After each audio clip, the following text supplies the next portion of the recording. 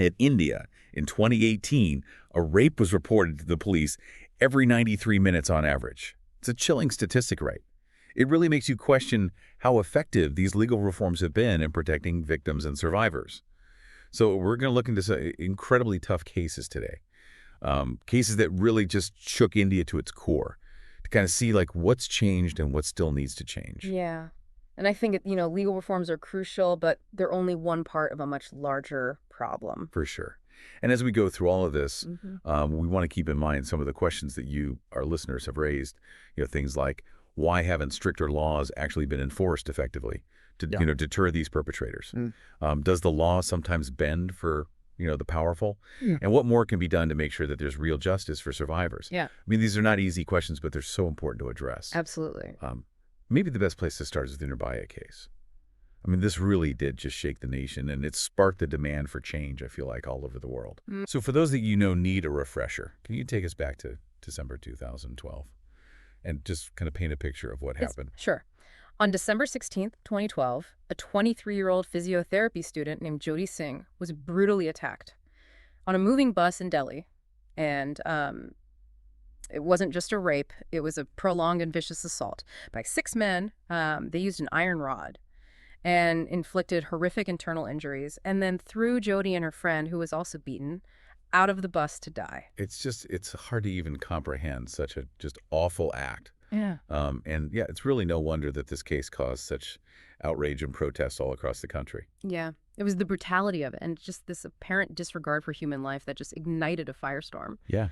People were demanding justice for Jyoti, and they wanted a complete overhaul of how women are treated in India. And so the media dubbed Jyoti Nirbhaya, which means fearless, and her name became a rallying cry for the movement that emerged from this tragedy. And it wasn't just in India, was it? It really resonated, I feel like, globally. Absolutely. Jyoti, known as Nirbhaya, became an international symbol of resilience. And she was posthumously awarded the International Women of Courage Award by the U.S. Department of State, recognizing her bravery and the impact that her case had on the global conversation about violence against women. So, this horrific event did lead to some big legal changes. In 2013, what were the key reforms that were introduced in response to the Nirbhaya case? Well, the 2013 anti-rape laws were a direct response to that public outcry. And it brought in harsher punishments for convicted rapists, including the possibility of the death penalty in certain cases, particularly for repeat offenders. But, there's always debate about the effectiveness of stricter punishments as a deterrent. Right, because some argue that the fear of severe punishment will make people think twice before committing these crimes, and others say, it doesn't really get to the root of the problem. Exactly. The 2013 reforms also addressed new categories of crimes that weren't adequately covered before, like stalking and acid attacks, which was a big step forward in recognizing the spectrum of violence that women face. Yeah, that's a good point. And the definition of rape itself was expanded too, wasn't it? Yeah. Previously, the absence of physical struggle could be interpreted as consent, which made it really hard to prosecute cases where coercion or intimidation was used. But the new laws made it very clear that consent has to be explicit and freely given. Yeah, that's crucial because it acknowledges, that victims are often just frozen in fear and unable to physically resist. Yeah. And that doesn't mean that they consented. So it seems like these were significant changes, at least on paper. But have these reforms actually made a difference in the lives of women in India? And that's the question that everybody's asking. And sadly, despite these legal changes reported, cases of rape haven't gone down. In 2018 alone, over 33,000 cases of rape were registered. That's more than 90 cases a day. That's just heartbreaking to hear. It feels like there's a disconnect between what the laws say and then what's actually happening, on the ground. Yeah. You've hit on a crucial point. You can have the strongest laws in the world, but if they're not actually implemented and enforced, they're not going to have the impact that you want. Right. And that brings us to a question that you, our listener, have raised. Why haven't these stricter laws actually led to a decrease in violence against women? What's that gap between what the law says and how it's actually playing out?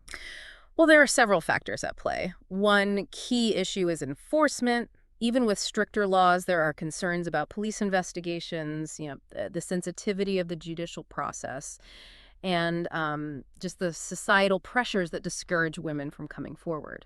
It sounds like there's this systemic failure to actually deliver on the promises of the legal reforms. And ultimately, it's the survivors that are paying the price for that failure. Right.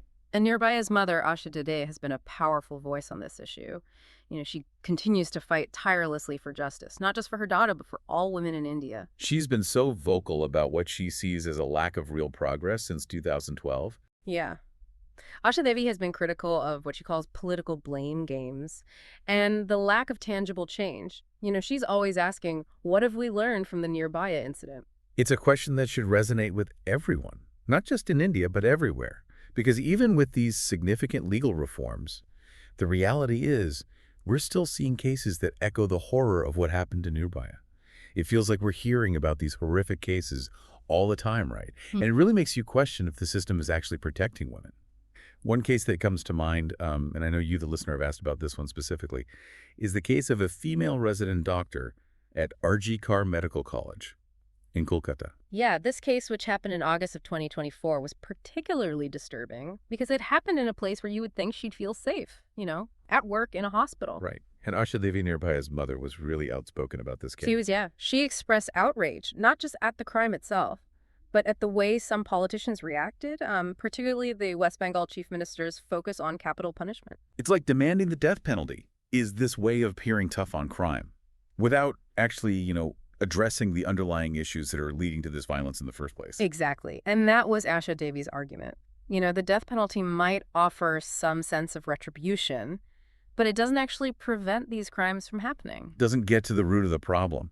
And sadly, the Kolkata case is just one of many recent cases that highlight this ongoing struggle for women's safety in India. Yeah. There was the abduction and murder of a minor Dalit girl, which really just underscores how vulnerable those from marginalized communities are. Right, and the rape case at Anna University, which brought to light, the issue of how these institutions are handling these cases and how they're protecting or failing to protect their students. And you, our listener, were particularly interested in this case. What was it about the Anna University case that made it so significant? Well, this case was pretty complex. It involved the arrest of Nana Sekaran, who turned out to have a history of violence, including, involvement in a kidnap for ransom case back in 2018. Wow. It's shocking that someone with such a serious criminal record was even able to be on a university campus. Yeah. I mean, it makes you question, their background checks and security measures. Absolutely. And, this case exposed flaws in those systems, but it also revealed another deeply concerning issue, the leak of the victim's information from the police FIR. The FIR, or the First Information Report, which I believe is supposed to be confidential, to protect the victim's identity and their privacy. Right. But in this case, the FIR view page on the Tamil Nadu police website, which is meant to restrict access to this sensitive information, actually displayed details about the survivor. Oh, wow. So the very system that's supposed to protect her ended up putting her at risk. Yeah, it was a major breach of privacy and a devastating failure. The National Informatics Center, which manages the website, blamed it on technical glitches and the transition to a new platform. But it does raise serious concerns about, data security and the handling of sensitive information. It makes you wonder how much you can actually trust the system, right? Like, if they can even protect a victim's identity, how can women feel confident that it's going to deliver justice? Right. It's a vicious cycle. And it's not just in institutions either. We can't forget that horrific case in Delhi where a woman was murdered and dismembered by her live-in partner, which is just a stark reminder of the violence women face even in their own homes. It can feel really overwhelming to hear about all of these cases and the fear and trauma that they generate. Where do we even begin to find solutions? Well, I think it's important to remember that even amidst all these tragedies, there are also stories of resistance. Women are speaking out, demanding change, and holding those in power accountable. We see it in the unwavering fight of Asha Devi and the students who protested at Anna University, for better security and support for survivors. And those voices are so crucial. They remind us that this isn't just about statistics or legal battles. It's about real lives. And you, our listener, have asked, what more can be done to ensure justice for victims? And that leads us to a question that goes beyond the legal framework, I think. What societal shifts need to happen to actually combat sexual violence? That's where the real work begins. We can make laws stricter.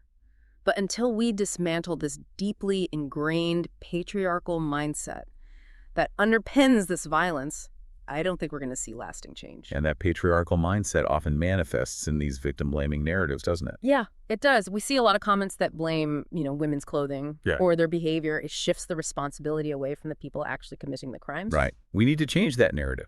Stop asking what a woman was wearing or what she was doing, and start focusing on the actions of those who choose to commit these acts of violence. Exactly. And education is key. We need to start teaching boys and young men about respect, consent, and equality from a very young age. And girls need to feel empowered to speak up and know that they're not to blame for the actions of others. It's a huge undertaking, isn't it? To change a whole culture, it's not going to be easy. It's not, but it's a fight we have to have if we want to create a world where women are truly safe and equal. And part of that fight is recognizing the power of language and the narratives that we perpetuate. Yeah. Even seemingly small comments can reveal how deep-seated these harmful attitudes are.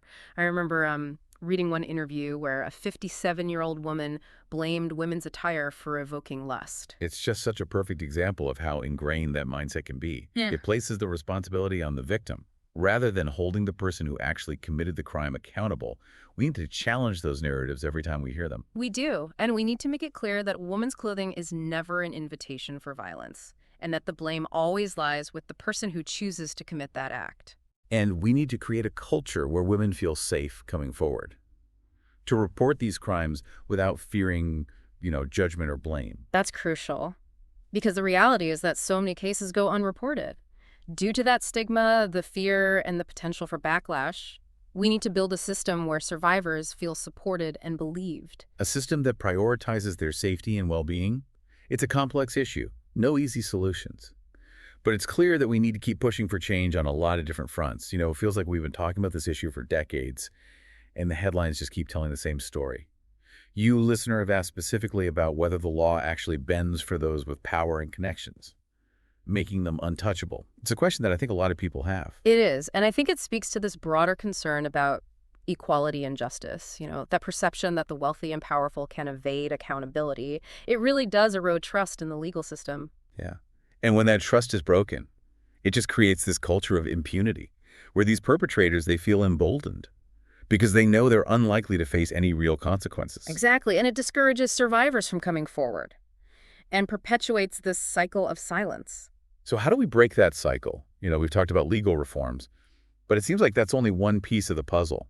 What needs to happen, on a societal level, to create real lasting change? Well, it's going to require this multifaceted approach, I think. We need to strengthen law enforcement, improve the sensitivity and the responsiveness of the judicial process, and provide, better support for survivors throughout that whole legal process. And we've talked about the role of education and challenging these, deep-seated patriarchal attitudes that often fuel this violence against women. Right. We need to start early, teaching boys and girls about respect, about consent, and about equality. And we need to create a culture where these values are just woven into the fabric of society, not just something that's, taught in a classroom. It's about shifting that whole conversation right, moving away from victim blaming, and toward a culture where perpetrators are held accountable, regardless of their social standing or connections. Absolutely. And it's about empowering women to speak up, knowing that they'll be believed and supported.